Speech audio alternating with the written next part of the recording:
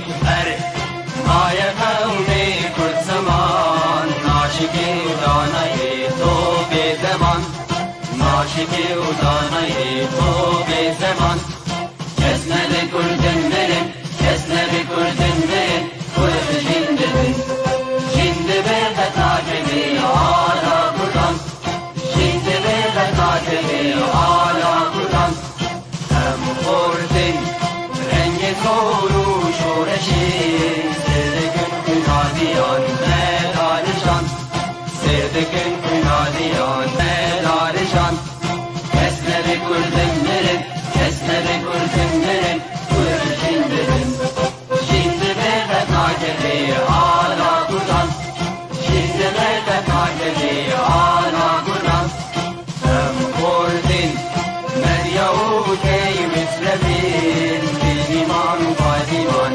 هر اجتماع دینیمان و پالیمان کرد و کردستان کسنه کردن برن کسنه کردن برن کرد جنده بن جنده به قطعه آلا کردن جنده به قطعه آلا کردن لاغی کرد را گوی سرفی و شیران بابا خوی نشن بکن تاجی جیهان بابا خوی نشن بکن تاجی جیهان کسنه کردن برن کسنه کردن برن کرد جنده بن جنده به قطعه آلا کردن جنده به قطعه آلا کردن خوردنون هر حاضر و آمادنه جان فدانه جان فدا هر جان فدا جان فدانه جان فدا هر جان فدا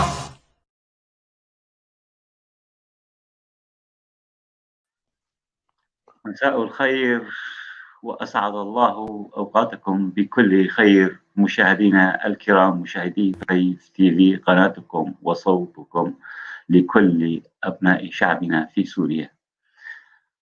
عنوان حلقة اليوم: ما شرعية اللجنة الدستورية السورية التي تأسست تلك اللجنة التي تأسست وفق قرار مجلس الأمن الدولي 2254 ديسمبر 2015 وتضمنت أنه يكون عدد مقاعدها 150 مقعدا.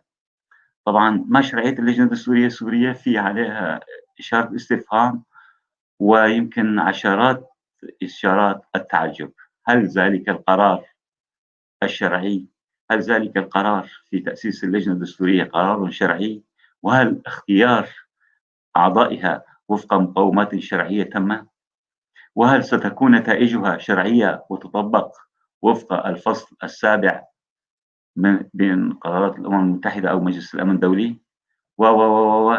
أسئلة كثيرة أخرى حول دستورية أو شرعية اللجنة الدستورية السورية لتصل لشرعية الدولة السورية وفق خارطتها الجغرافية الحالية المرسومة بأيادي الدول الاستعمارية كما تسميها كل القوى السياسية والمكونات القومية والدينية السورية. ذلك كله ومع مواضيع مختلفة من الشأن أو الأزمة السورية سنناقشها اليوم مع ضيفينا العزيزين الدكتورة سميرة مبيض، وهي باحثة أكاديمية في العلوم الإنسانية والبيئية وعضوة اللجنة الدستورية السورية عن المجتمع المدني. أهلا وسهلا بك دكتورة سميرة، نورتينا. أهلا فيكم، مساء الخير، تحياتي لك وللجميع. كما نرحب بالأستاذ جومان حسين، وهو كاتب وسياسي كردي معروف وعضو نشيط بالأمارجي. أهلا وسهلا أستاذ جومان، نورتنا. شكرا جزيلا، أهلا بكم وبضيفتكم العزيزة وبقناتكم وجميع العاملين فيها وبجميع الأخوة المشاهدين والمتابعين لهذه الحلقة.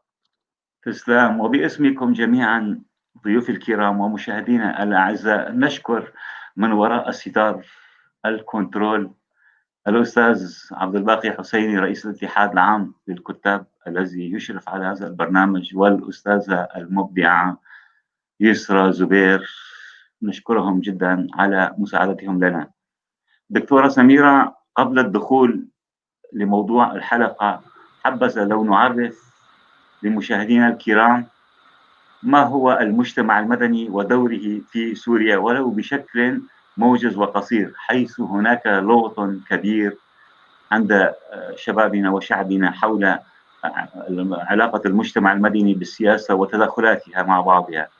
تفضلي. تمام. بداية مساء الخير للمتابعين أيضا. طبعا بشكرك على هالسؤال الهام أستاذ سليمان، لأنه فعلا كما تفضلت في سوريا وفي أي دولة حقيقة يحكم فيها حكم شمولي يغيب دور المجتمع المدني. وفي الواقع في سوريا كان هناك غياب شبه مطلق لنقل، أو تم اقتصار يعني المجتمع المدني على فعاليات بسيطة وسطحية للغاية، لكن يمكننا الحديث عن جمود كامل في مفهوم المجتمع المدني وفي فعالية المجتمع المدني خلال النصف قرن المنصرم. طبعا المجتمع المدني هو الحراك الذي ينشأ ضمن المجتمع بهدف بداية بهدف الرقابة على السلطة بشكل رئيسي، ولكن أيضا بهدف الدفع نحو مصالح المجتمع ونحو مصالح الشعب، وهو بشكل أو بآخر يكون يعني بديناميكية مستمرة متوافقة مع تطور هذا المجتمع مع الظروف المحيطة به، مما يؤدي إلى ظهور تيارات مدنية. هذه التيارات المدنية طبعا قد تشمل يعني مجالات متعددة، مجالات قد تكون ثقافية، مجالات علمية، ومجالات بكافة الأطر التي يمكن أن يفعل ضمنها المجتمع المدني بحقوق الإنسان، أيضا بما يتعلق بحقوق الفئات المستضعفة، وبما يتعلق بكافة النواحي التي تهم هذا المجتمع. طبعا هذا الحراك الطبيعي هو نوع من أنواع تنظيم المجتمع، التنظيم الذاتي بناء على احتياجاته، وليس بناء على توجهات أو تيارات تفرض بشكل أو بآخر. وبالتأكيد المجتمع المدني هو يعني توجهه لا يسعى للوصول إلى السلطة بقدر ما هو يسعى لتحقيق المصلحة العامة للمعنيين ضمنه. طبعا من هذا التعريف يمكننا أن نستخلص لماذا يندثر أو يتجمد المجتمع المدني في ظل أي حكم شمولي. طبعا نحن خلال النصف قرن المنصرم كان هناك يعني حالة إلغاء مباشرة لكافة المنظمات المدنية في سوريا بعد هيمنة حزب البعث على السلطة، واستبدالها وأحلال منظمات تابعة لحزب البعث على ضمن المجتمع. فبالتالي كان هناك حالة استبدال للمجتمع المدني بتوجهات يعني أيديولوجية لنقل تضمن تأطير المجتمع ضمن قيادة الحزب الواحد، بينما المجتمع المدني أيضا يتسم بشكل كبير بالتنوع وبأنه يعبر عن التعددية الطبيعية الموجودة في كل مجتمع. تمام. أستاذ بومان، كرديا ما دور المجتمع المدني في الوسط الكردي وخاصة الكردي السوري، وعلاقته أو تعارضه مع السياسة الكردية والساسة الكرد؟ ما هي العلاقة كونك سياسي وأيضا ناشط بمجتمع مدني؟ أنا أعتقد هذا السؤال يعني لا ينطبق على المكون الكردي في سوريا. أشارت الدكتورة سميرة مشكورا إلى الكثير من القضايا المهمة، ما تم الإشارة عليه من غياب لهذا الدور في المجتمع السوري الذي سياسات وقرارات سياسية ممنهجة أزاح النظام وخاصة حزب البعث بعد 63 المجتمع الكردي بكامله عن الحياة، فما بالك بإفتاح المجال لممارسة دور. أشارت الدكتورة أنه تم تأطير المجتمع لصالح قيادة البعث. أنا أعتقد تم محاولة أدلجة المجتمع السوري والشعب السوري بكامله لصالح إيديولوجية البعث الذي فقط يتمنطق بالعروبة ويمارسها بغلو دون أي اعتبار آخر لمفاهيم وقيم المواطنة والوطنية وإيلاء المختلف أو المختلف عنه ضمن إطار الجغرافيا السورية أي اهتمام. لذلك أعتقد هذه المسألة أخذت فرصة ما بعد الثورة في بداياتها 2011، ويتم محاولة بلورة شكل من أشكال المجتمع المدني في الوسط الكردي السوري، رغم أنه عوامل بنائه لم تكتمل من وجهة نظري إلى الآن.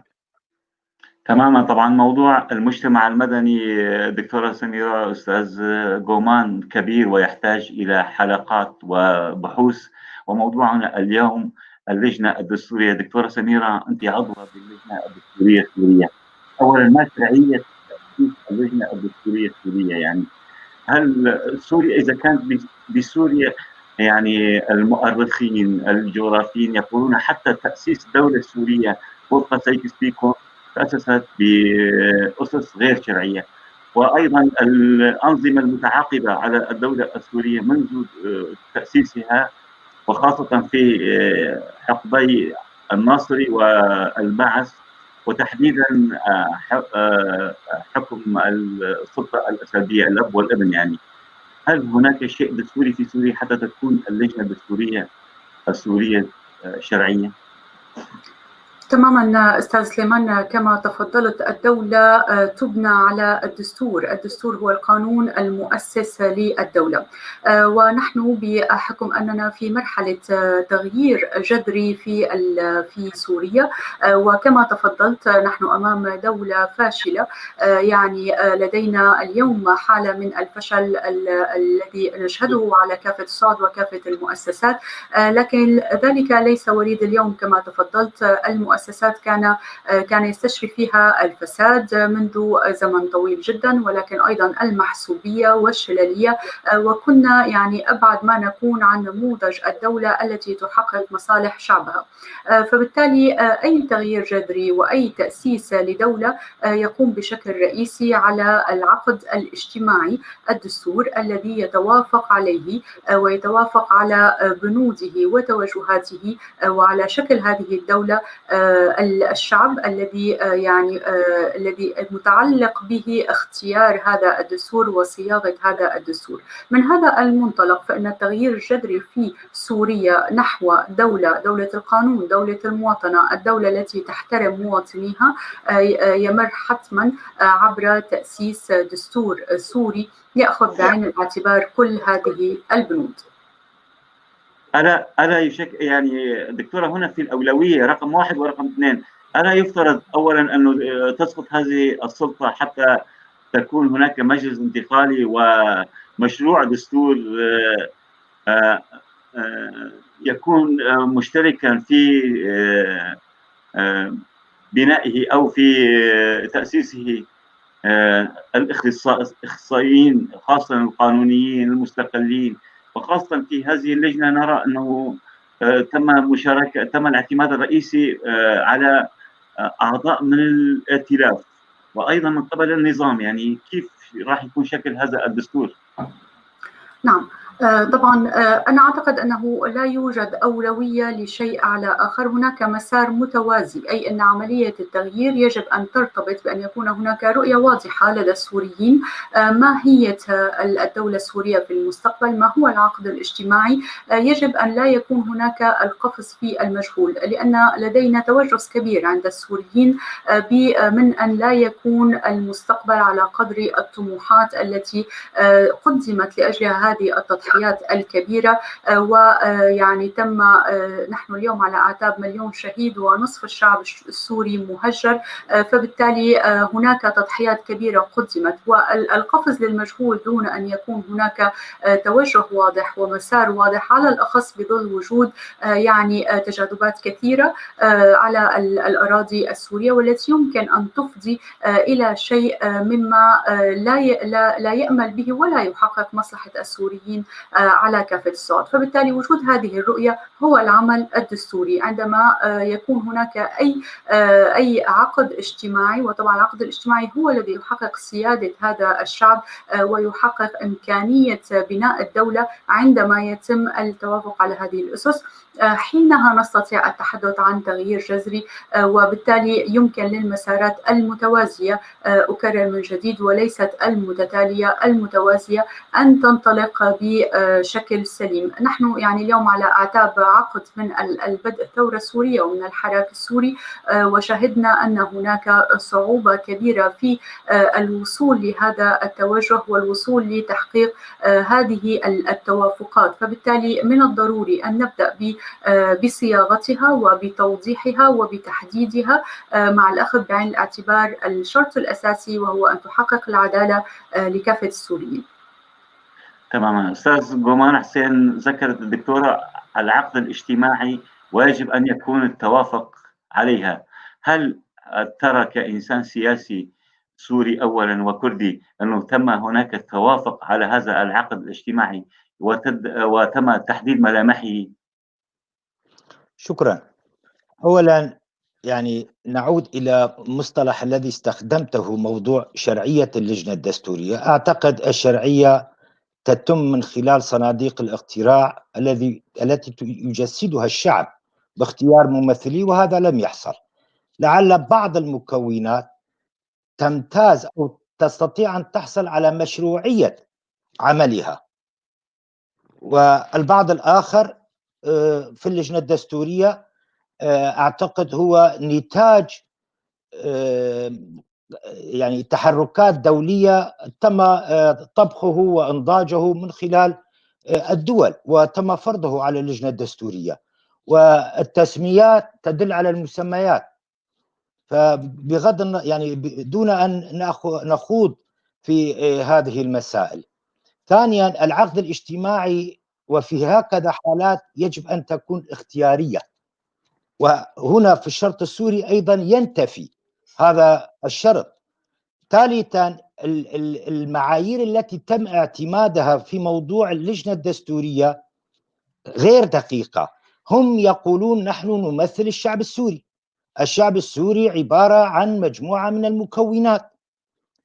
هل تم تجسيد ممثلي هذه المكونات لصياغة دستور يجسد تطلعات هذه المكونات أم لا؟ عندما نحاول أن نرى اللوحة ظاهرة أمام العين نجد أن هناك ازدواجية. فترى مثلا مع المكون الكردي تم التعامل معه كمكون مجتمعي، أما مع مكونات أخرى تم التعامل مع المكونات السياسية أو الكيانات السياسية التي تمثله. قد يكون هذا من باب أنهم الأكثرية أو الأغلبية. في دولة المواطنة التي ينشدونها تنتفي هذه المسائل. دولة المواطنة لا هوية لها.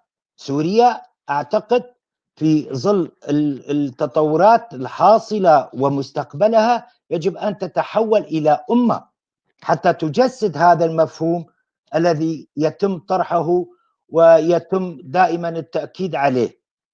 إذن اللجنة الدستورية رغم هي لا تعبر، يعني ليست كيانا سياسيا حتى نعول عليه، هو جسم تنفيذي يعبر عن كيانات سياسية، ممثلي الكيانات السياسية متواجدون فيه.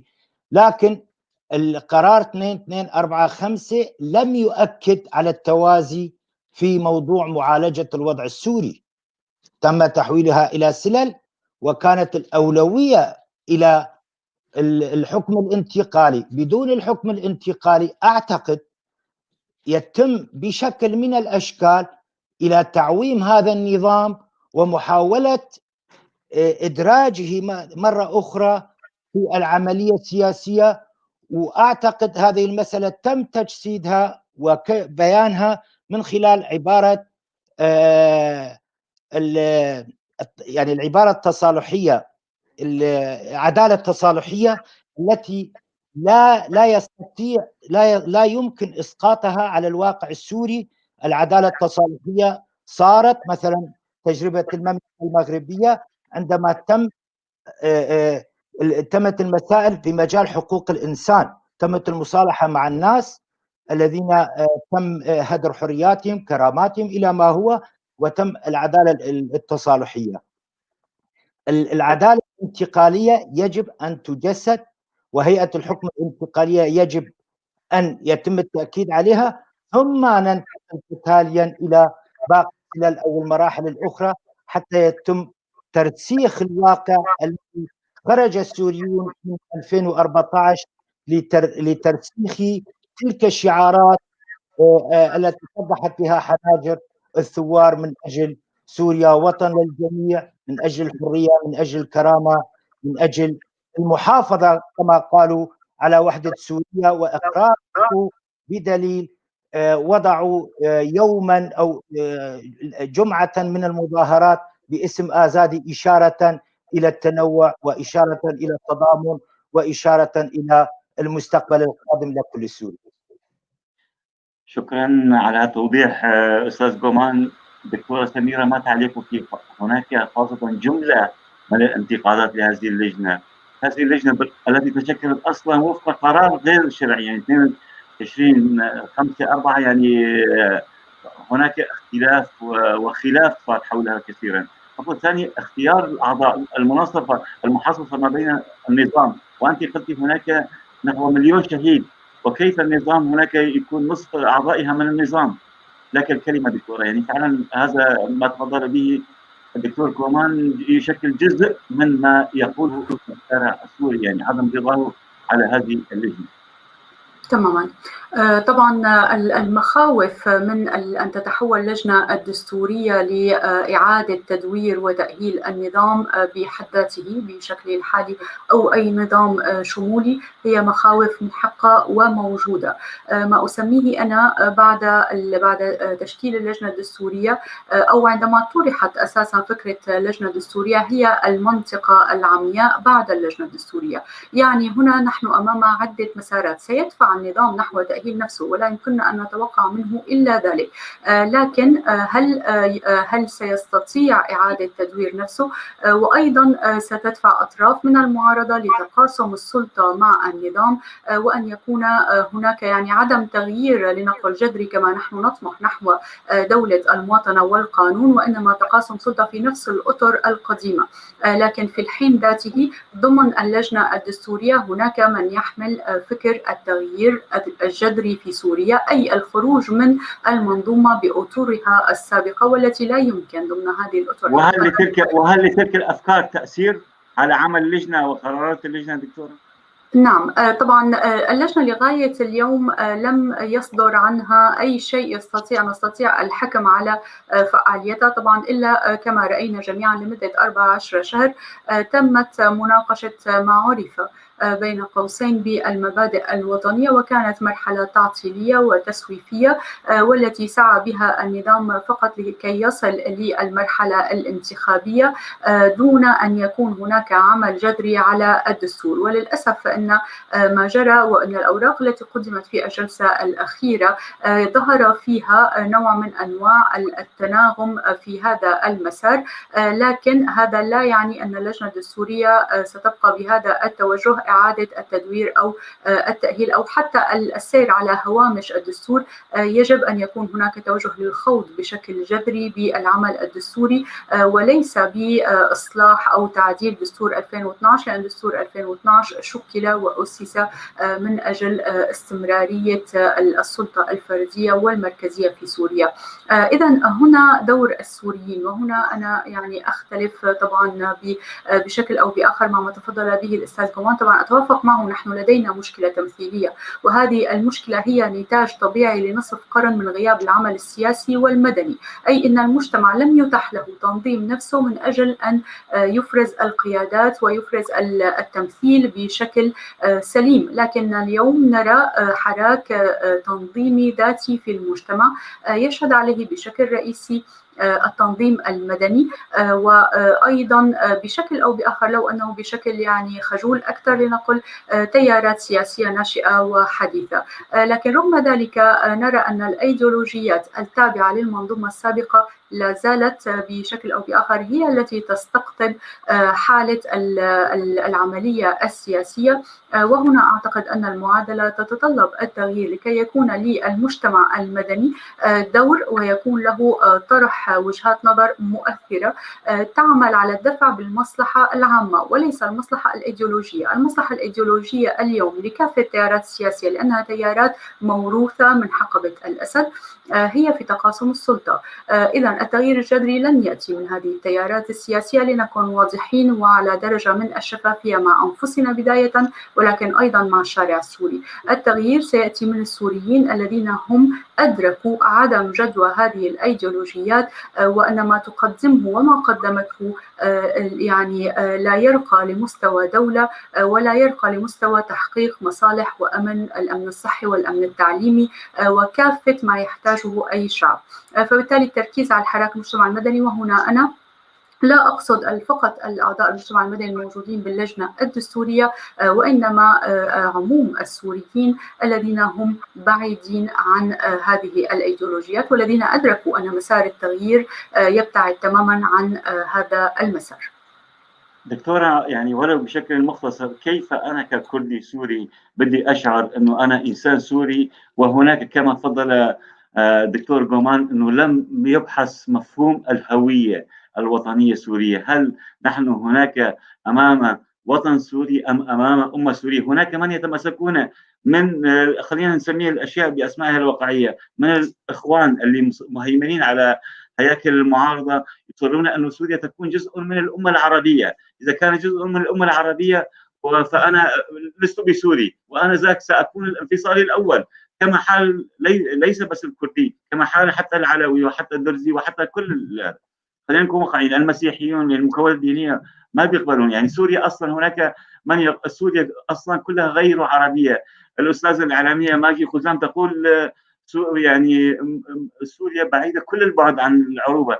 فبهذه المشاكل كلها كيف بدي أشعر أنا كسوري؟ بالنهاية أنا كمواطن عادي سوري ما بدي أضيع بين مفاهيم ومصطلحات لكي أخسر الوطن مرة أخرى، يعني بعد هذه التحديات الكبيرة. يعني مفهوم تماما. بالواقع يعني سوريا بتوصيف، هنا أنا أتحدث بتوصيف وليس بتوجه سياسي، بتوصيف علمي لتاريخ سوريا وما تتالى عليها من حضارات ولكن أيضا من ثقافات دينية. بهذا التوصيف سوريا ذات هوية تعددية، يعني أن الإنسان السوري يمتلك بشكل أو بآخر أو قريب بشكل أو بآخر من معظم هذه الثقافات التي تواجدت مكانيا وزمنيا ولفترات زمنية طويلة في النطاق المكاني في سوريا. فبالتالي طبعا بعد نعرف جميعنا بعد انتهاء الدولة العثمانية كان هناك دفع نحو ملء الفراغ وكان التوجه نحو الأيديولوجيا العربية بشكل أو بآخر دون أن يتم الأخذ بعين الاعتبار عدم توافق هذا المفهوم مع البنى المجتمعية الطبيعية التي تشكل الشعب السوري والتي فيها اللغة العربية واللغة الكردية واللغة السريانية والتركمانية والأرمنية وأيضا لغات أخرى. فبالتالي وأيضا هناك الثقافات الدينية حيث يتواجد بهذا النطاق المكاني أشخاص يحملون عدة ثقافات دينية وهم متجاورون أي يعيشون معا، أي أن لهم مصالح مشتركة ليسوا منفصلين مكانيا. فبالتالي هذا التجاور وهذا التقارب وهذا التواجد المكاني المجتمع المشترك والاشتراك أيضا بالتاريخ كل ذلك يجعل من الهوية الطبيعية للمجتمع السوري هي الهوية التعددية. وطبعا بعد قرن من الزمن اليوم نحن عام 2021 نجد أن هذه الهوية لا زالت موجودة لم تندثر رغم أن حزب البعث حاول لمدة نصف قرن ونصف قرن فترة طويلة وما زالت المعارضة تتمسك بها. طبعا هناك تيارات لا زالت يعني تنطلق من تيار ايديولوجي، اي تيار سياسي، ولا تنطلق من الواقع. هنا نحن نوصف الواقع، نوصف البنى المجتمعيه الموجوده في سوريا. التيارات الايديولوجيه هذه مهمتها يعني هذا توجهها انها تسعى لتحقيق مصلحه الحزب الذي ترتبط به او المصلحه السياسيه او التيار السياسي الذي يعني تنشا ضمنه. فبالتالي الثقافه العربيه موجوده في سوريا كجزء من عدد من والثقافات المتواجدة. هذا بمجموعه ما يشكل تعددية هوية الإنسان السوري، وهذا بشكل توصيف للمجتمع بعيدا عن أي توجهات سياسية. وما كنت أريد فقط أن أكمله إن سمحت لي، نصف قرن حاول حزب البعث أن يلغي هذه الهوية، ونحن نعلم كيف تعرض للتنوع السوري سواء بالاضطهاد المباشر أو بالفتنة والتفرقة غير المباشرة أو بالتهجير القسري غير المباشر، وهنا أتحدث عن التنوع القومي الإثني العرقي وأيضا المذهبي. فحاول خلق هذا يعني أن يطبق مفهوم الشمولي بالهوية على أرض الواقع، ولم ينجح. والدليل أننا اليوم وبعد قرن من الزمن ونصف قرن من الحكم الشمولي لا زال هذا التعدد السوري والتنوع السوري يشكل السمة الأبرز، والتي بدأت يعني بشكل أو بآخر تفرض وجودها لأنها الواقع. أستاذ جمان، يعني الدكتورة سميرة تطرح، يعني أنا ما لاحظت أنه لا زالت هناك أمنيات، يعني ولكن نعرف أن اللجنة الدستورية من مهامها أنه تحديد ورسم شكل الدولة السورية المقبلة. وأنت طرحت قبل قليل، وكثيرون من المفكرين السوريين يطرحون مفهوم الأمة السورية، الهوية، إعادة التعريف لكل المفاهيم القديمة، الوطن، المواطنة، الديمقراطية. يعني كإنسان وكسوري وسياسي كردي، هل ترى إذا صارت يعني عمليا طبقت الأمة السورية، هل ترى سيكون للكردي نصيب أن يعيشوا حياة حرة كريمة في هذه الدولة الحديثة، أم سنكون أمام ديمومة آلام ولو تحت شكل وعناوين أخرى؟ شكرا. هلا تعبير الأمة تجسد الواقع السوري، تعتبر هوية الشعب السوري هي الهوية العليا، وتندرج في إطار هذا التعبير الشعب الكردي والشعب العربي وباقي الشعوب الأخرى الموجودة في سوريا. إذا دكتور أستاذ جمان، هنا نقول الشعوب السورية ولا الشعب السوري؟ نحن في الإطار الوطني، يعني إذا عدنا إلى الخلف قليلا، الإمبراطورية العثمانية بعدما انهارت على أنقاضها، الأوروبيون غزوا المنطقة واحتلوها، وعلى أنقاضها بنوا أو رسموا هذه الخارطة، قسموا شعوب المنطقة، شاءوا أن تكون هذه الثقافات وهذه الشعوب متعايشة، رغم يفترض بالجميع العمل للوصول إلى حالة الاندماج لتكريس الهوية الوطنية وليس للتعايش فقط.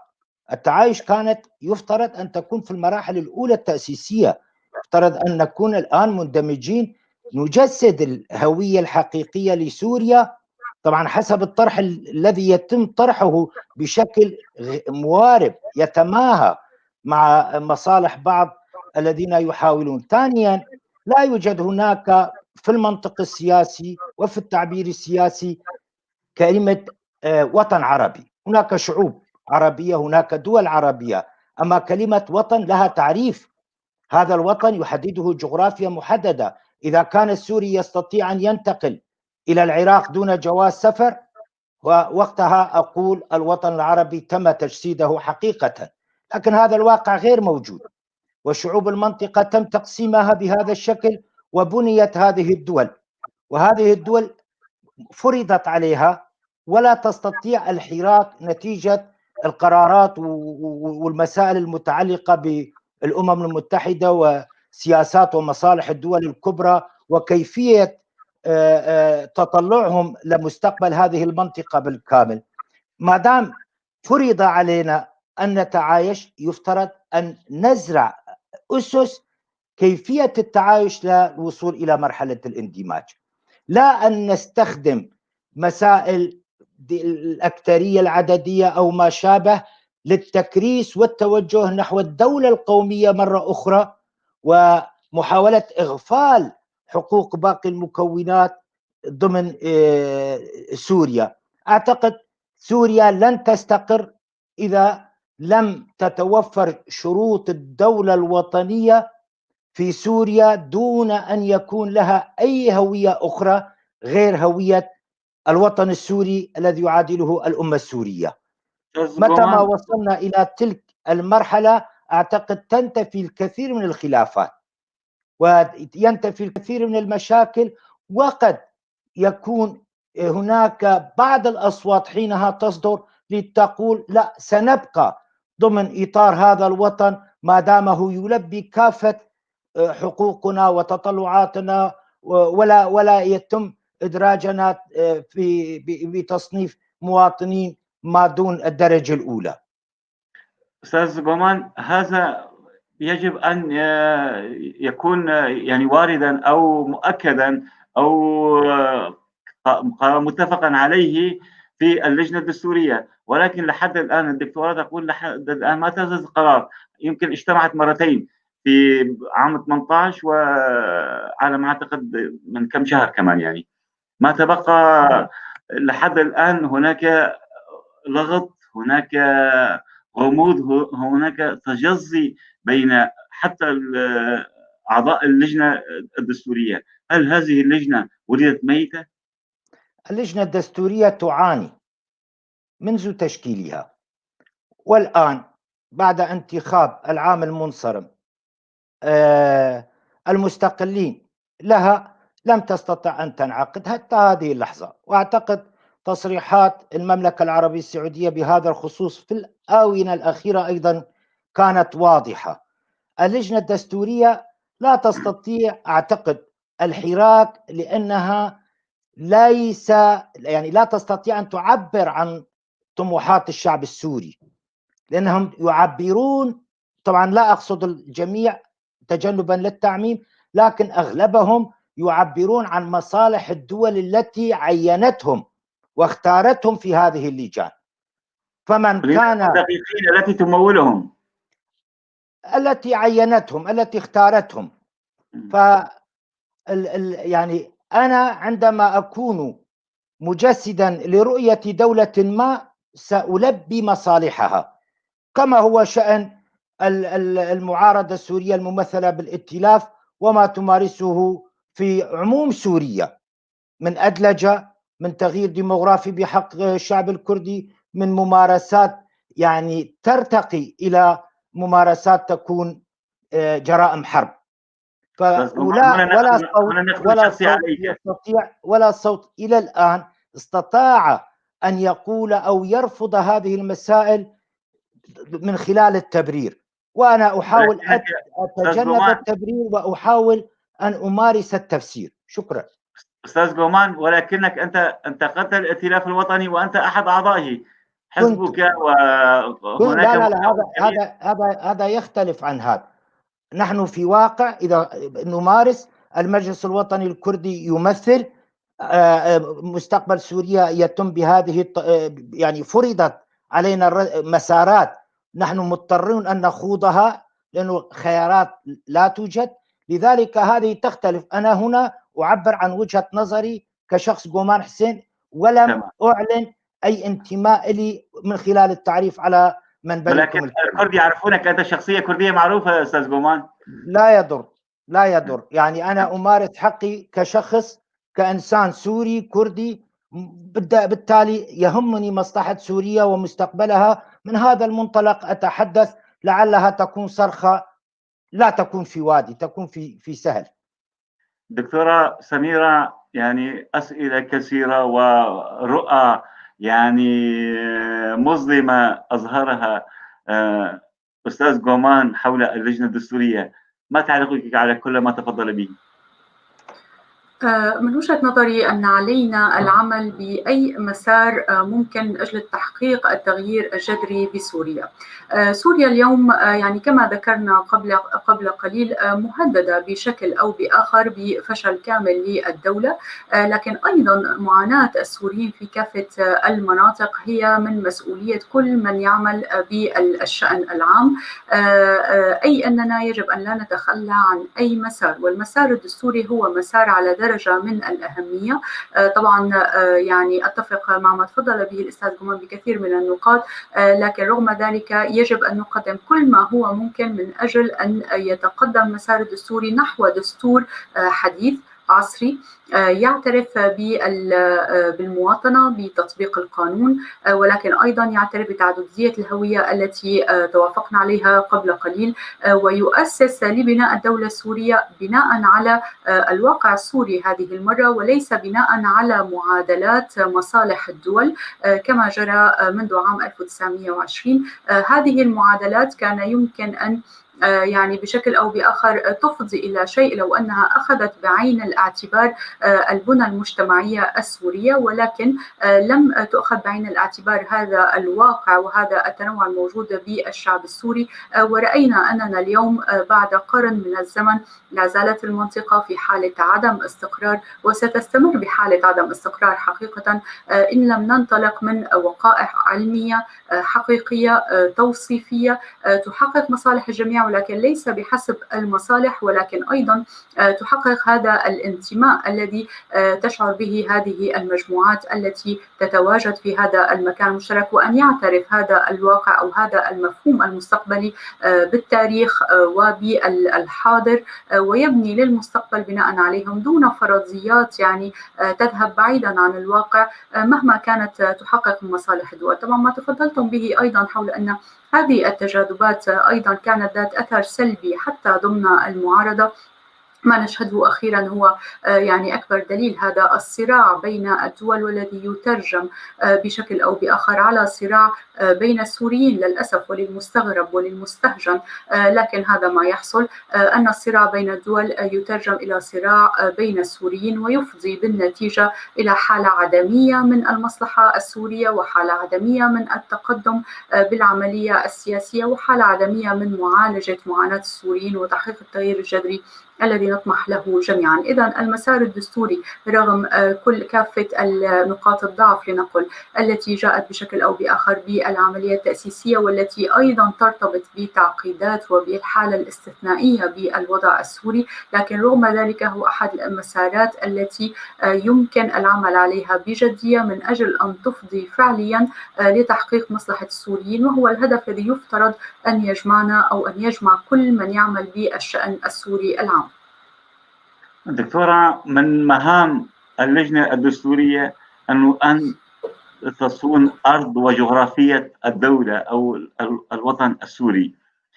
نحن البارحة دخلنا الذكرى الثالثة لاحتلال عفرين، لبدء العدوان الهمجي التركي على عفرين.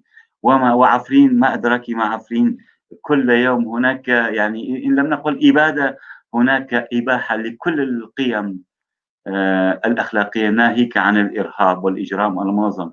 اللجنة الدستورية هل ستأخذ أو درست موضوع عفرين ورأس العين وطل أبيض وأدلب التي حتى وممثلين النظام موجودين باللجنة، وتركيا تقول ممنوع على الجيش السوري، رغم أنه الجيش السوري جيش نظامي معترف فيه من قبل الأمم المتحدة، أنه ممنوع على الجيش السوري أن يدخل إلى إدلب. يعني هل في اللجنة الدستورية بحثتم ما يعانيه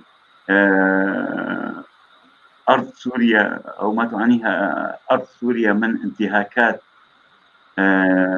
جسيمة ناهيك عن آلام المواطن السوري؟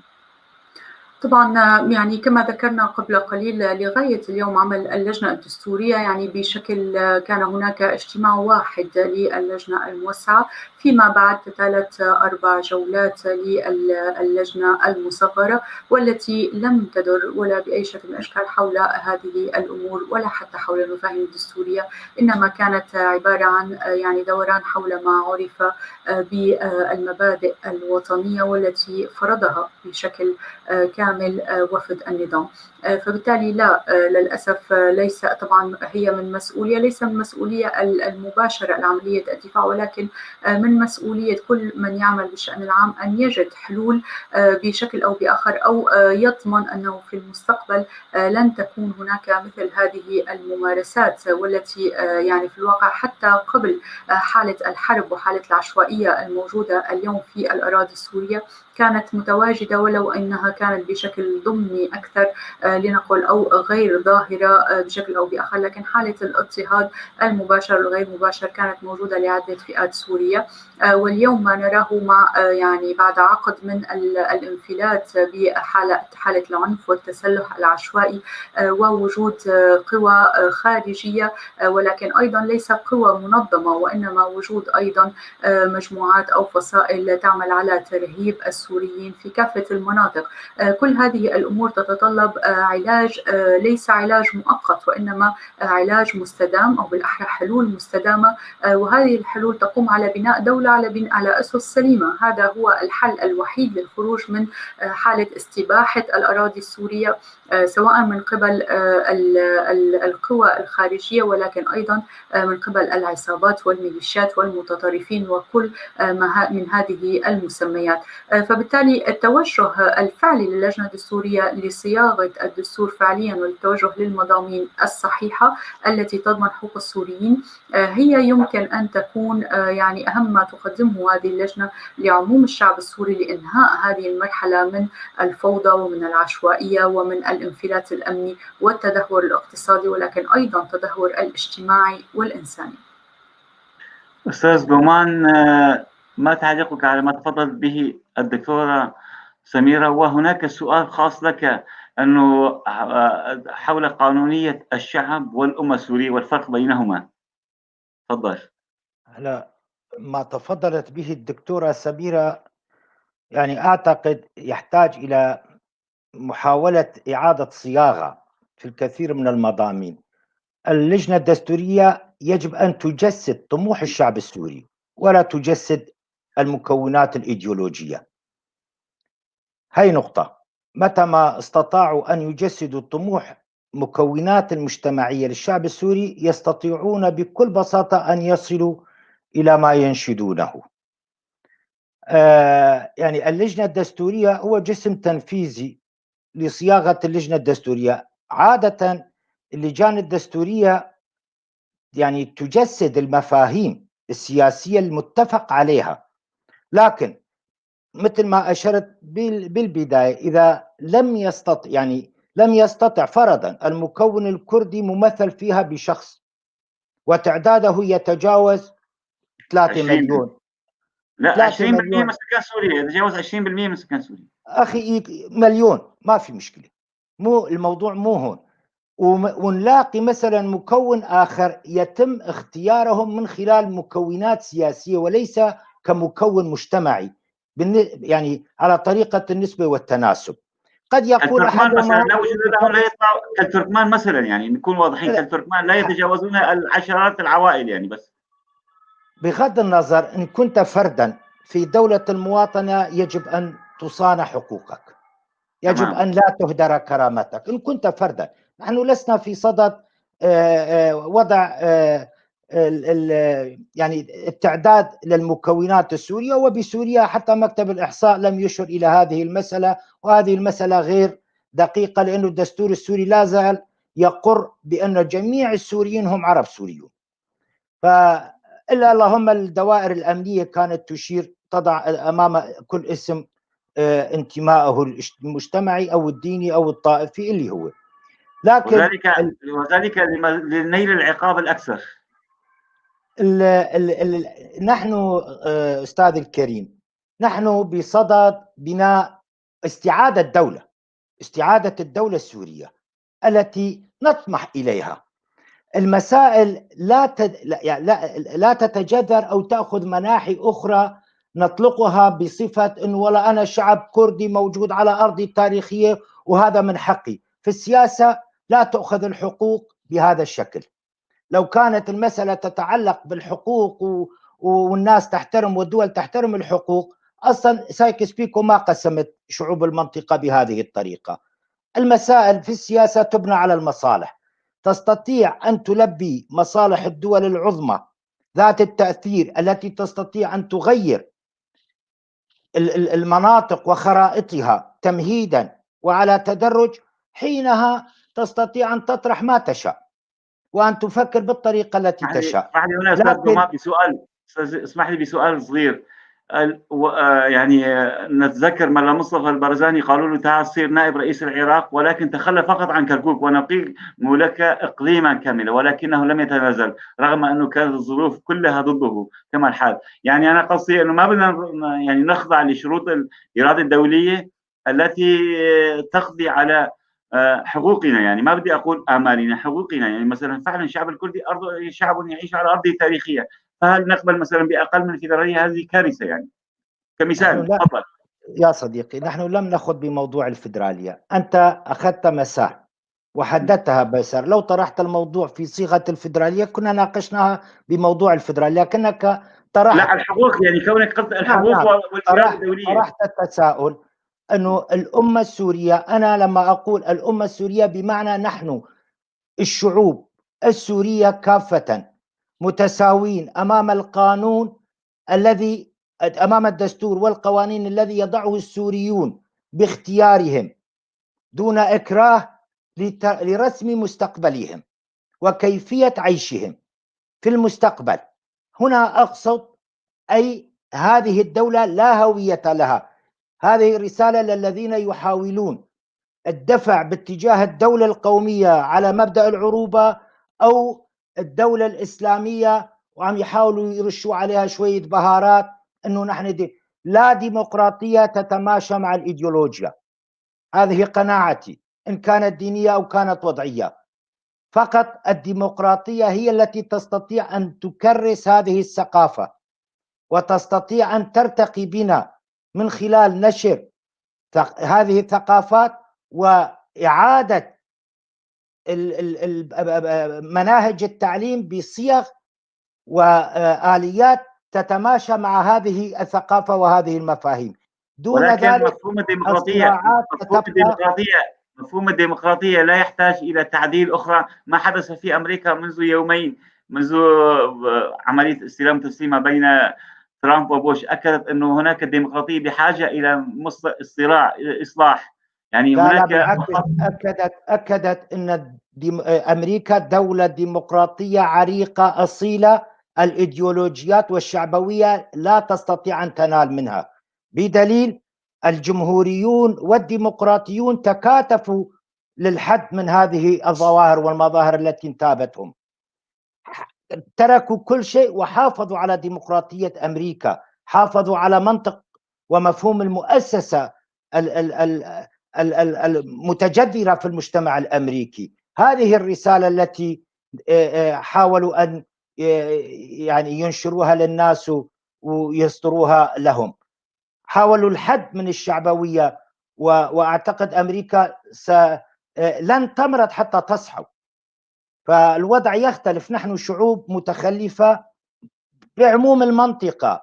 الاستبداد نال منا، تموضعنا خلف هوياتنا ما دون الوطنية، وحاولنا دائما أن نطرح قضايانا من مفاهيم المظالم، رغم هي حق، لكنها تختلف حينما تكون بشكل قرارات سياسية ممنهجة من أعلى السلطات في الدولة بهدف التغيير، وهو الذي يقر ضمنا بهذه الحقوق لهذا المكون في تاريخيا وجغرافيا. لكن الظروف هذه تفرض على الجميع هذه الوطنية. أعتقد علينا أن نحاول أن نغرس ثقافة بحيث نعيش في هذا الوطن مستقرين آمنين، وتكون قلوبنا على بعض من أجل مستقبل أبنائنا في هذا الوطن.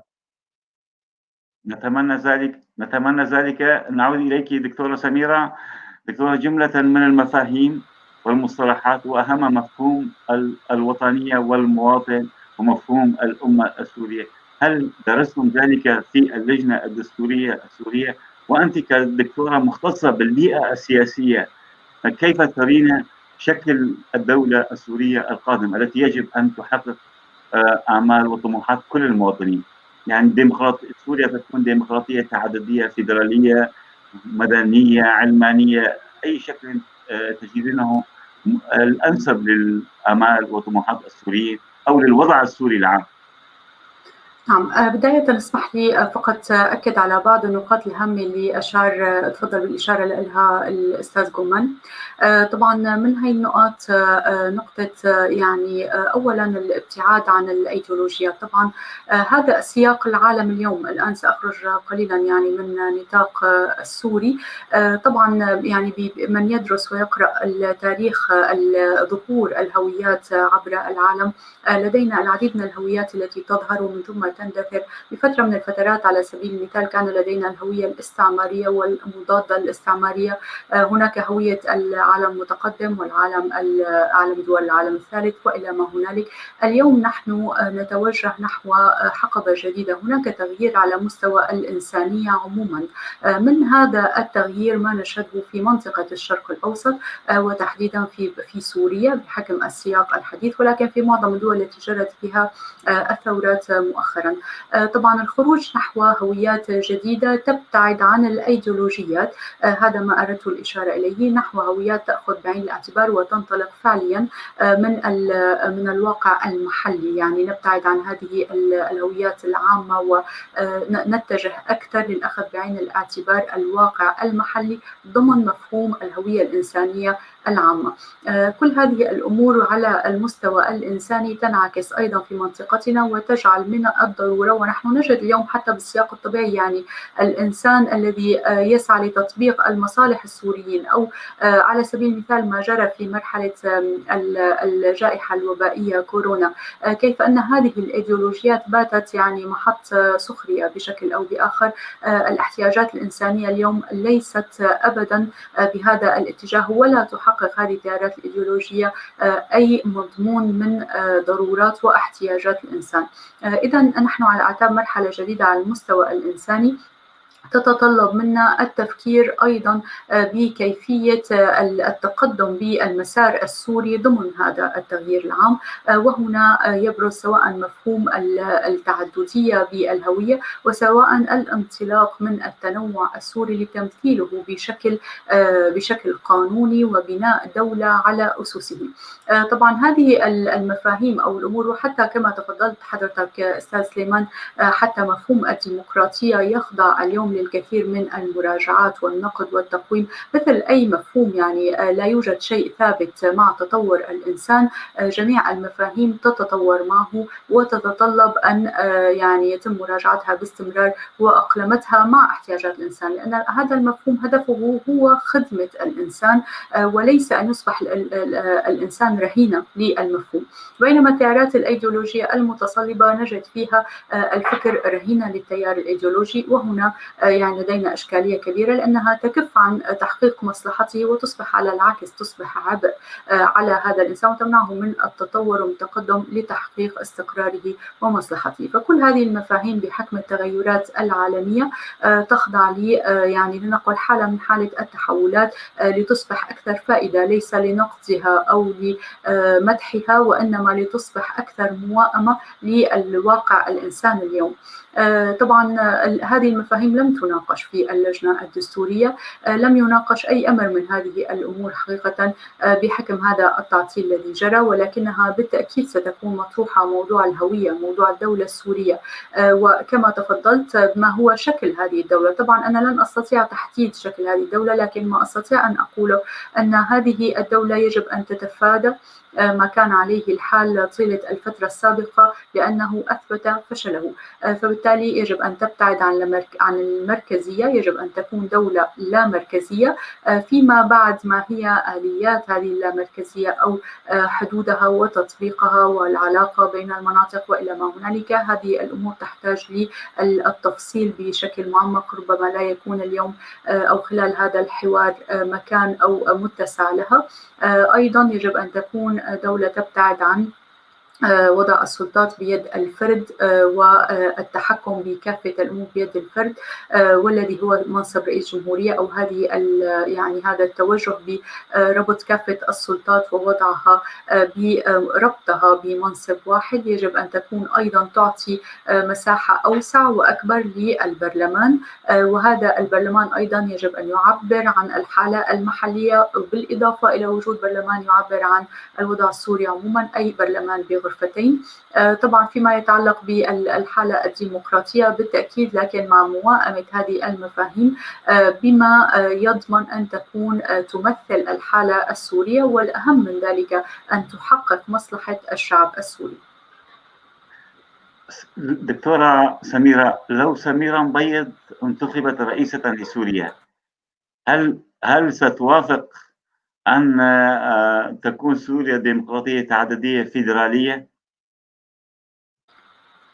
طبعا بغض النظر عن الشخص أو الاسم الذي سيكون بأي موقع في مستقبل سوريا، طالما تم التوافق على دستور، فالدستور هو الحاكم لهذه الدولة. طبعا الدولة آلية التوافق دكتورة، عفوا هنا سؤال يضيع، يعني آلية التوافق أنا كيف بدي أخذ التوافق إذا كان هناك أكثرية عربية، بل إذا بالانتخاب بده يرفضون مثلا شكل الفيدرالية، وأنا الكردي إذا سوريا لم تكن فيدرالية فلن يعني افتخر ان اكون سوريا. خلينا نكون واقعيين، يعني طالما اذا بده يكون مكتوب على جنب اسمي عين سين، يعني انا كلمه عين سين بتشكل هاجس يعني مرعب لي، يعني انه خاصه اللي يتكرر مع ابني، يعني هي كارثه كبرى.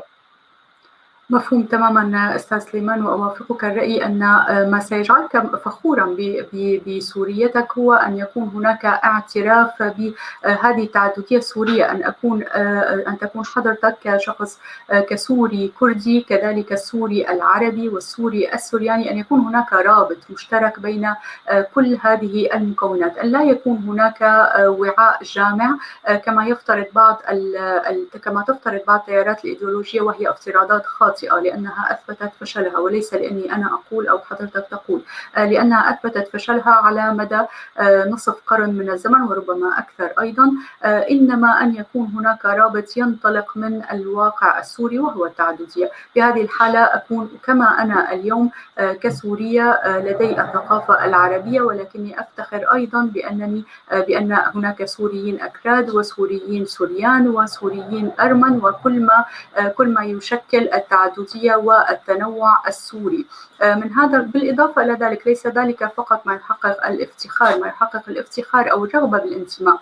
نحن اليوم يعني الحالة التي نواجهها هي حالة وجود حكم نابذ للسوريين عن هويتهم، يعني يجعلهم يتجهون لهويات أخرى، بينما يجب أن يكون المستقبل السوري يحمل حالة انتماء تجعل الإنسان يفتخر بانتمائه السوري، كما نحن اليوم نحن من ندرك أن هذا الحكم ليس يعني لا يحقق بأي شكل من الأشكال، لا يعكس الواقع السوري. فبالتالي أيضا أن تكون الدولة تحترم الإنسان. لم تجيبي بشكل صريح. اعتبري فيني كأنا كسليمان قرو بدي أنتخبك رئيسة، إذا بدي أعطيكي صوتي، هل بكلمة نعم أو لا؟ هل أنت كسميرة مبيض ستوافقين على أن تكون سوريا ديمقراطية تعددية فيدرالية؟ أنا كشخص أوافق على أن تكون سوريا فيدرالية تعددية ديمقراطية، لكن أخذ بعين الاعتبار المضمون أو الجوهر، أي أنها إذا كانت دولة لا مركزية وتحقق المضامين الفيدرالية، فبالحقيقة يعني لا أتعلق كثيرا بالقشور، إنما أتعلق بالمضمون وبتطبيق المضمون وبما يحقق العدالة لجميع السوريين. فقد إن سمحت لي أن أتمم الفكرة التي أردت أنهيها، أن الافتخار ليس فقط بهذه التعددية، الافتخار أيضا بأن تكون دولة تحترم حقوق الإنسان. اليوم نحن عندما نرى ما يخرج من سوريا من انتهاكات لحقوق الإنسان نشعر بانتهاك انتمائنا وبانتهاك هويتنا السورية أمام أنفسنا، ولكن أيضا أمام العالم أجمع. فبالتالي تحقيق أن تكون يعني من الدول التي تطبق حقوق الإنسان وتحترم كرامة الإنسان، ولكن أيضا أن تعود لركب الحضارة. نحن بعد نصف قرن من هذا التجهيل كسوريين يعني تقريبا أصبحت سوريا غير مؤثرة في ركب الإنسانية وفي في رفض الإنسانية بالعلوم وبالأفكار وبالإبداعات وكل ما هنالك بسبب هذا الحكم. إذا نريد استرجاع فخرنا بالانتماء السوري، وذلك لن يحدث باستمرارية نظام حكم شمولي أو بإعادة إنتاج أي نظام حكم شمولي. عذرا على الإطالة، تفضل. أشكرك أستاذ جومان، يعني ما تعليقك على ما قالته الدكتورة، وتحديدا هناك سؤال من الدكتور محمود عباس، وهو يرفض مصطلح وجود الأمة السورية، ويقول أنه الشعب السوري اللي بيتكون من عدة شعوب ومكونات. يعني الدكتور محمود عباس بيقول نعم بالإمكان طرح مفهوم الوطن بشعوبها، لكن ليس الأمة وجميع الشعوب تحت هذا الطرح الخاطئ. نعم. تفضل.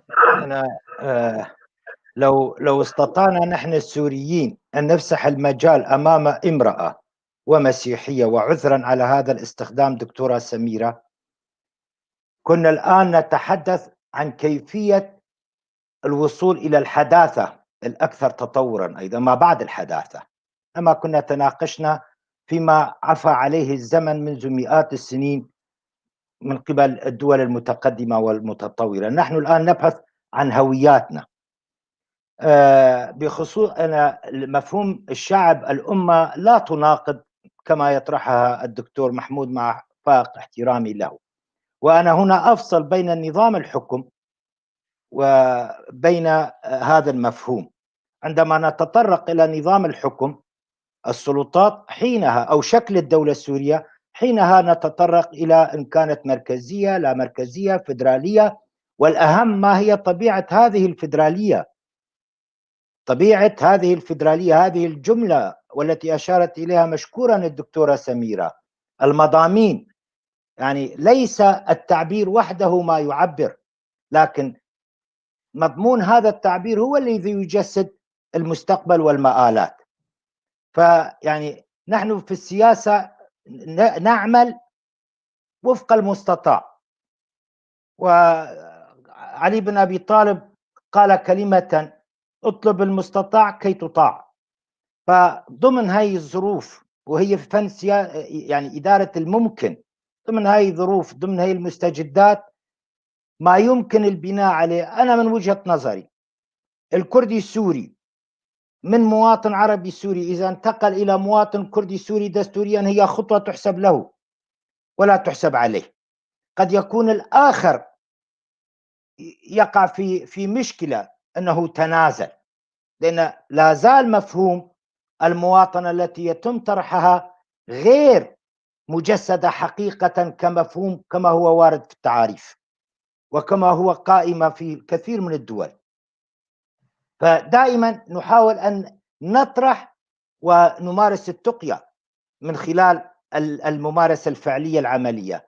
المسائل ليست فقط بالشعارات، كلنا نهوى.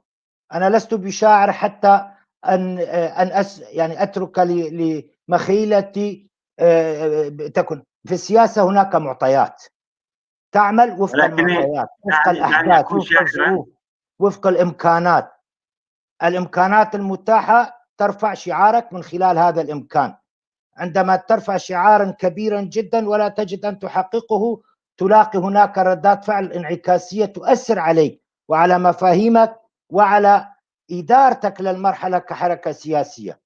لذلك أعتقد يجب أن نحاول أن نكون دقيقين في استخدام التعبير وتوظيفه والعمل من أجل إنقاذ سوريا كاملة. للذين يحلمون ببناء دولة كردية مستقلة ذات سيادة من الأجزاء الأربعة، والتي أنا أيضا أحلم بها، ولكن الواقع غير ذلك. لا يوجد في الآفاق أي جنوح باتجاه أي تقسيم في المنطقة، على الأقل في الأفق المرئي. إن حدثت مسائل أخرى، هذه الأصوات قد تستطيع أن تجسد ما تراه وتؤمن فيه، لكنني أنا أحاول أن أبني خصوصيتي من خلال هذه الدولة التي تسمى سوريا، وأعتز بها، وأحاول أن يكون كل السوريون يعملون من أجل بناء هذه الدولة بعيدا عن الاستبداد والمستبدين وكافة الإيديولوجيات. أستاذ جمان، بس خلينا نكون واقعيين. يعني أنت قلت أنه طرح مفهوم الأمة. بمفهوم الأمة أنا يعني حقا كإعلامي، أنا كإعلامي ناشط سياسي، ما بدي أقول أنا سياسي كامل، حينما أسمع بالأمة السورية كأنها يعني أشعر داخليا أنها تتعارض مع انتمائي للأمة الكردية. فكيف بدي أعمل توافق بين هذا المفهوم؟ يعني أنا واحد من الناس فعلا يعني سوري وطني، سوريا وطني أوكي، ودافع عنه وأفتخر بسوريتي أوكي، ولكن أعتز بانتمائي للأمة الكردية. فكيف سأوافق ما بين الانتماء صديقي، الأمة لا تحلل، لا تجعل الآخر يتحلل ضمن مفهومها، تحافظ على خصوصيتك. ولكن الأمة السورية حينما نحاول أن نجسدها نبتعد فيها عن المفهوم الذي يحاول أن يجسدوه من خلال توصيف لاحق لسوريا أنها دولة عربية للتيار العروبوي.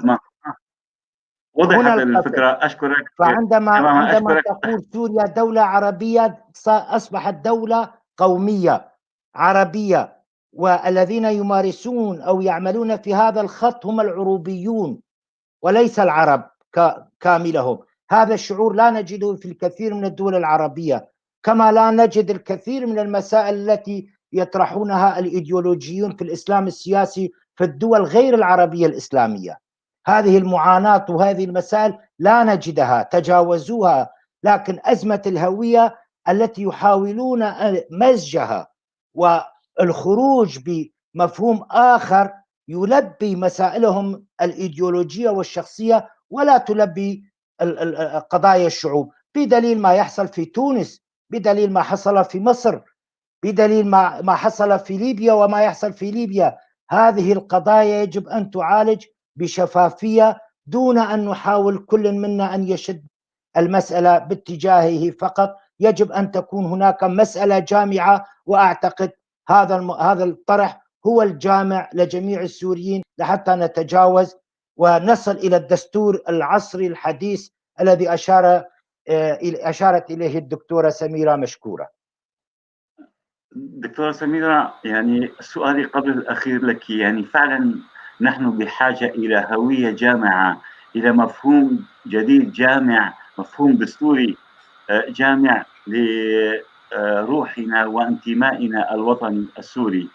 فهل سنجده في دستور الذي أنت عضوة فيها في الدستور الجديد لسوريا، أن سوريا فعلا تكون لكل السوريين، تحقق آمال كل السوريين؟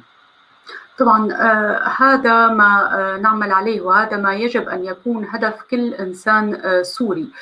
يعني تأكيدا على ما تفضل به الأستاذ بومان، أنا لا أعتبر حقيقة أن من يقبل بأن يكون أن يلغي الصفة القومية عن سوريا أن يكون أنه بحالة تنازل. بالواقع هي فقط حالة تقويم مسار، كان هذا المسار يجب أن يكون ما هو عليه منذ قرن من الزمن، بأن يكون هناك بناء للدولة السورية بناء على البنى المجتمعية وهي حالة تنوع، ويسير المسار بشكل طبيعي. وهنا كنا وصلنا كما تفضل الأستاذ بومان لهذه الهوية يعني بدون أي إشكاليات، وكنا وصلنا لحالة النضج بالانتماء، وكان أتيح المجال بهذه التفاعلات بين البنى المجتمعية أن تبنى على أسس سليمة، وأن يبنى كل ما يتوافق معها أو كل ما يرادفها من بنى قانونية وبنى مجتمعية وإلى ما هنالك.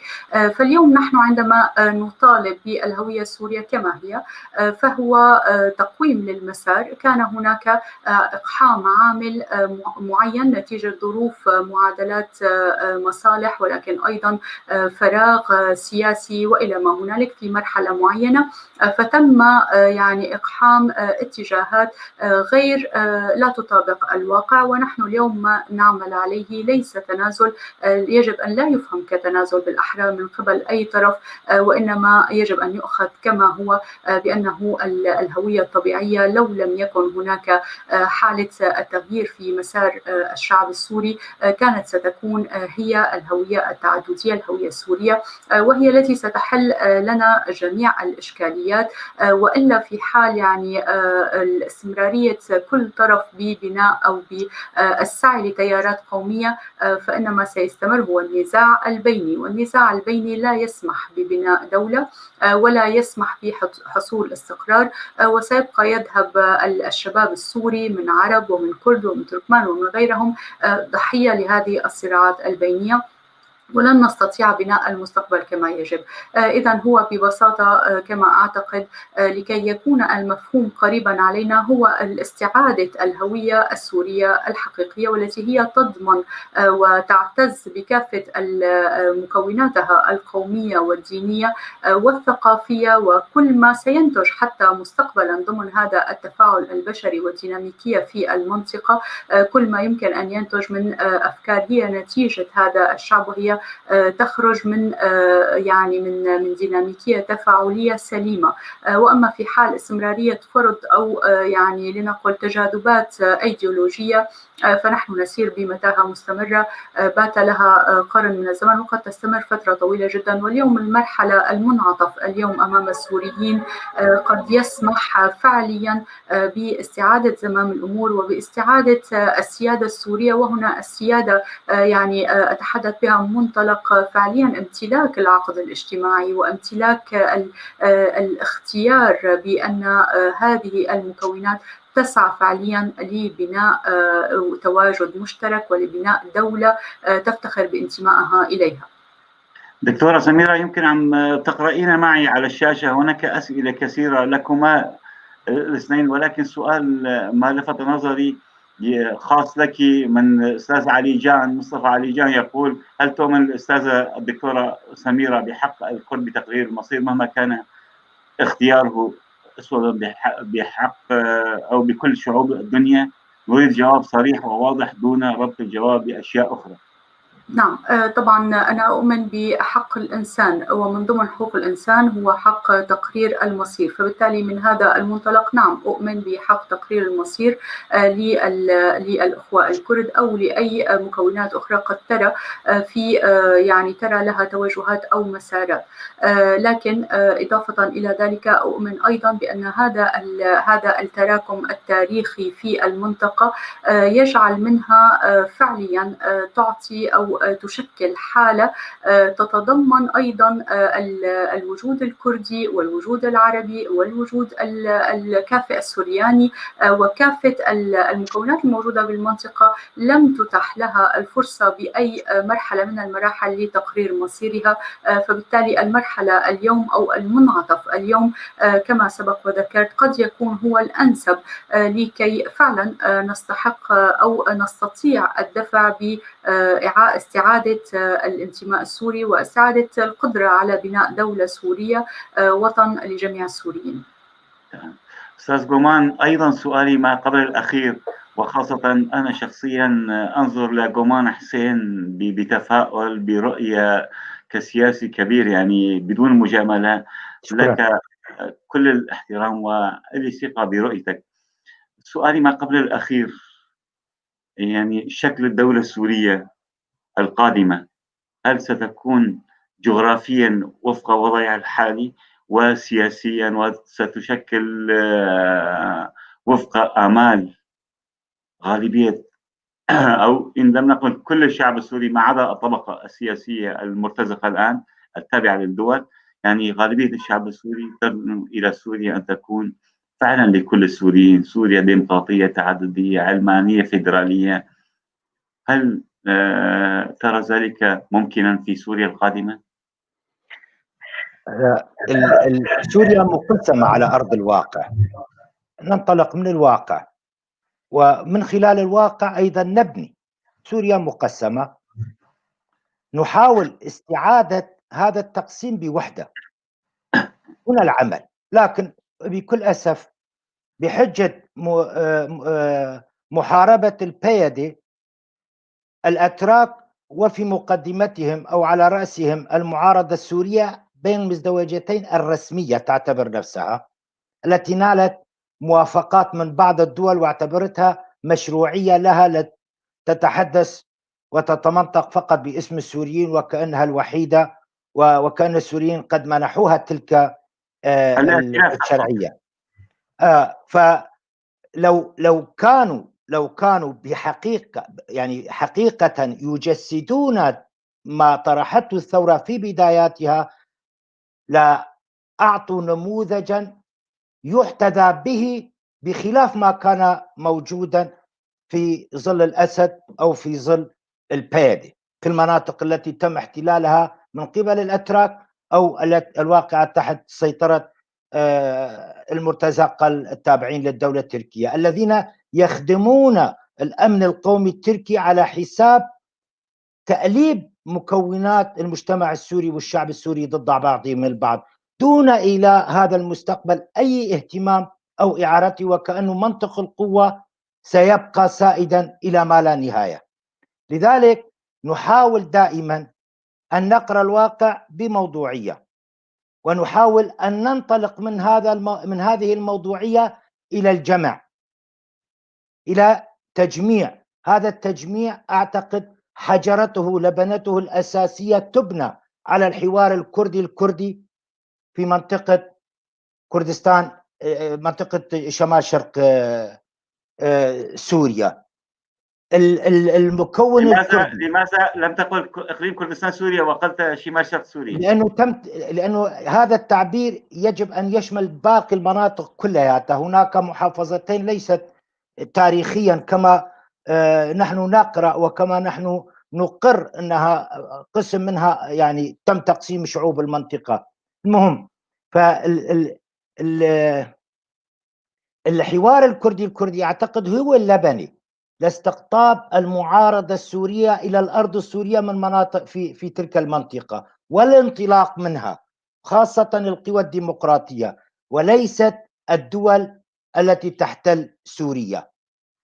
لا يمكن دولة احتلال، يا ريتها وفق القوانين الدولية تمارس وتصون الشعب السوري بمبدأ أنها دولة احتلال. هي تجاوزت وترتقي ممارساتها وممارسات التابعين لها والمؤتمرين بأمرها إلى مستوى جرائم حرب، مستوى جرائم حرب حقيقة. كيف يمكن لهذا الشعب، لهؤلاء المتضررين الذين تم هذه الممارسة بحقهم بقرار سياسي من أعلى السلطات، وفي الطرف الآخر يقولون نحن نجسد طموحاتكم؟ كيف تجسد طموحي باليمين وتضربني باليسار؟ هذه أعتقد مفارقة عجيبة غريبة لا يمكن للعقل أن يتصوره. لكن يبقى وأملنا بالخيرين والعقلاء والحكماء من كافة المكونات محاولة استعادة القرار الوطني السوري والبناء عليه من أجل مستقبل سوريا جميعا، وإلا المنطقة كلها ستكون في صراع قد لا يكون نهايته في الآفاق مرئية. أشكرك جدا أستاذ جومان. السؤال الأخير لكما الاثنين. دكتورة سميرة، يعني سؤال وجهه لكل ضيوف هذا البرنامج، هل كنت ترغبين أن أسألك سؤال ولم أسأله، أو كلمة أخيرة لك؟ طبعا أشكرك، كانت الأسئلة شافية وشاملة طبعا، وأيضا أسئلة المشاركين كانت على درجة كبيرة من الأهمية. أردت فقط التأكيد أيضا على ما تفضل به الأستاذ جومان حول أن اليوم نحن أمام واقع انقسام في سوريا، وعلينا أن نتجه فعليا للحالة الاتحادية، أي أننا نعيد تجميع ما يعني حصل من تشرذم على الصعيد السوري. وهذا التشرذم أؤكد أنه ليس حصيلة السنوات الماضية فحسب، إنما هو حصيلة تراكمية للحكم الشمولي والتي كانت نابذة بالكثيرين عن هويتهم الأساسية.